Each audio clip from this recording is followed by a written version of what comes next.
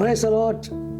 என் உயிரினும் மேலான என் அன்பு செல்வங்கள், ஜிசிசி மக்கள், என்எல்எஃப் மக்கள், இஜிசி குடும்பம் அனைவருக்கும் என்னை வாழ வைத்த தெய்வமாகிய இயேசு கிறிஸ்து நாமத்தில் ஸ்தோத்திரம். எல்லாரும் எப்படி இருக்கிறீர்கள்? நன்றாக இருப்பீர்கள் நம்புகிறேன். ஞாயிற்றுக்கிழமையில் நான் இன்னும் கொஞ்சம் விரிவாக இதை பற்றி நான் பேசுவதற்கு முன்பாக இந்த மாதத்தினுடைய வாக்கு தத்தம் உங்களுக்கு நான் தரும்படியாக கூட சுருக்கமாக தரும்படி கூட ஆசைப்படுகிறேன். இது 6வது மாதம், ஜூன் மாதம் ஒரு விசேஷித்த மாதம். அன்பானவர்களே, கொஞ்சம் அதை பற்றி ஆராய்ந்து பார்த்தீங்கன்னு சொன்னால் நிச்சயமாக பல காரியங்கள் உங்களுக்கு புலப்படும். ஆனாலும் ஒரு வசனத்தை உங்களுக்கு நான் வைக்கும்படி ஆசைப்படுகிறேன். 6ஆம் மாதத்திலே, அதாவது லூக்கா 1ஆம் அதிகாரம் 26ஆம் வசனத்தில், 6ஆம் மாதத்திலே காப்ரியேல் என்னும் தூதன் கலிலேயாவில் உள்ள நசரத் என்னும் ஊரில்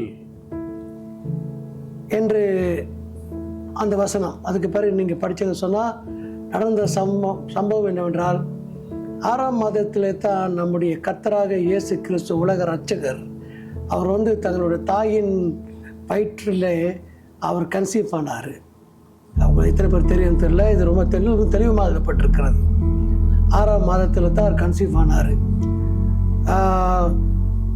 ஒரு தூதன் அனுப்பப்பட்டு இந்த ஊருக்கு, பிறகு ஒரு நற்செய்தியை, ஒரு தூது பரலோகத்திலிருந்து அனுப்பப்பட்டு இந்த உலக இரட்சகர் அவங்களுடைய கருவில் தரிக்கப்பட்டு பிறப்பார் என்று பரிசுத்த ஆவியினால் அவங்க கற்பம் தரிப்பார்கள் என்று அப்படிப்பட்ட ஒரு வாக்கு தத்தம்.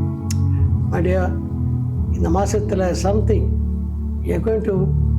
is going to be conceived in your life. something கன்சீவ்னா கற்பம் தரிக்கிறது. அதை நீங்கள் புரிஞ்சுக்கணும். நான் ஏன் அந்த வார்த்தையை நான் பயன்படுத்துறது சொல்லிட்டு, ஏதோ இது வரைக்கும் ஒன்றும் இல்லாமல் இதுவே புதுசாக ஒன்றும் நடக்காமல் இருக்குது. ஏதோ ஒன்று உங்களுக்குள்ளாக கன்சீவ் ஆக போகிறது, ஒரு பிளஸ்ஸிங், அல்லது ஏதோ ஒரு பிரேக் த்ரூ, எதுவே ஒரு காரியம். ஸோ நம்புங்க. அதுவும் ஒரு கன்னிக்கு இது நடந்திருக்குன்னு சொன்னால், இதெல்லாம்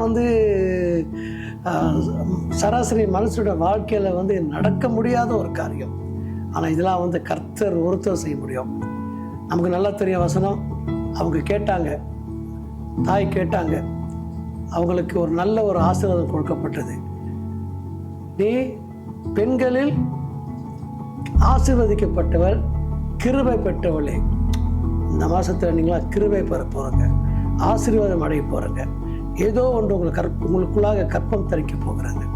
நீங்கள் விசுவாசிகளுக்கு அப்புறம் பிடிச்சிக்கணுன்ற வார்த்தையை அது அப்படியே நடக்கும் உங்களுக்குள்ளாக. அவங்களுக்கு சந்தேகம் இருந்துச்சு தான், உங்களுக்கும் சந்தேகம் இருக்கலாம். அது நத்திங் சர்ப்ரைசிங். ஆனால் அவங்க கேட்டாங்க, இது எப்படி ஆகும் சொன்னாங்க. மனிதனால் கூடாதது கர்த்தரால் எல்லாம் கூடும். ஒரு ராமியன் சொன்னால் சிறப்பாக இருக்கும். கர்த்தரால் எல்லாம் கூடும். இந்த மாதத்தில் 6ஆம் மாதம் ஜூன் மாதத்தில் கர்த்தர் ஒரு பெரிய காரியங்களை செய்ய போகிறார். அது மட்டும் இல்லை, இன்னும் கொஞ்சம் கீழே ஒரு 37ஆம் வசனத்தை போல் நீங்கள் வந்தவங்க சொன்னால், எலிசபெத்துக்கும் அவங்களுக்கு ரொம்ப வயசாச்சு, பிள்ளை பிறப்பினுடைய பாக்கியமே போச்சு அவங்களுக்கு. ஆனால் இருப்பினும் அவங்களும் கற்பம் தரிக்கப்பட்டு 6 மாதங்கள் ஆகிவிட்டன. வீட்டில் இப்போ வசனத்தை நீ படித்து பாருங்கள். ஞாயிற்றுக்கிழமை கொஞ்சம் விரிவாக கொஞ்சம் நான் பேசுவேன். ஸோ 6 மாதங்கள்.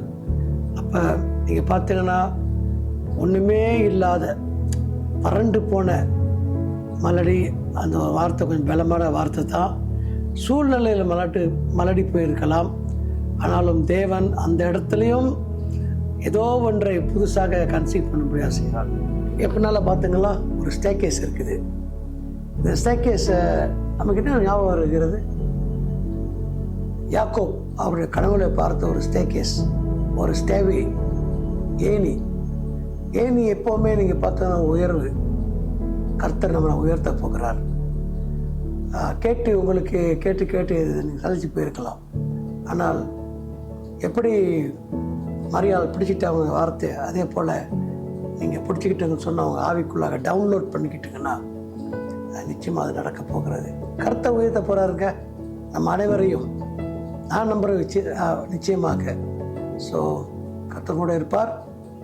Happy June. ஜூன் மாதத்தின் வாழ்த்துக்கள் உங்கள் அனைவருக்கும். ஜிசிசி குடும்பம், என்எல்எஃப் குடும்பம், இஜிசி, விசேஷமாக pastor Raj, pastor Glory, pastor Selvesh, pastor Suresh, pastor Navami, நம் அனைவருக்கும் ஊழியக்காரங்க பயப்படாதுங்க. ஊழியக்காரர்கள் விசேஷமாக அந்த வார்த்தை கர்த்தர் உங்களை உயர்த்த போகிறார். இந்த ஏணியை போல அதன் உன்னதத்தில் யார் திரும்ப இருப்பதுங்க? ஆண்டவராக இயேசு கிறிஸ்து நம்முடைய இரட்சகர் இருப்பார்.